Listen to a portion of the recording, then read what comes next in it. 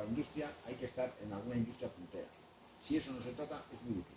Sí, nosaltres tampoc tenim expectatives de créixer molt, no? Vull dir, nosaltres el que entenem és que tenim que fer tot el procés. Crear empleo. O sigui, si nosaltres cultivarem i després nos vinguera algú a collir i a portar el gènere ahí, estàs perdent, no? Nosaltres fem tot el procés. Nosaltres plantem, cultivem, cuidem, collim, netegem, servim.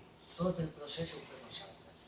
El que tu deies, no? I en un futur ens agradaria poder envasar, no? Tot això són normatives, tot. Per exemple, nosaltres no tenim el sello ecològic, perquè pensem que el sello ecològic és una burocràcia més que al final i al cap el que volen és que tu li pagues a l'any per tindre un setxell. Nosaltres apostem més perquè sigui el nostre consumidor el que ens doni la qualitat. És que diga, ostres, és bon producte. Això és més difícil, no t'obri tantes portes, tu tens el setxell i pots anar a una tenda i si tens el setxell pots vendre així el teu producte, si no el tens no.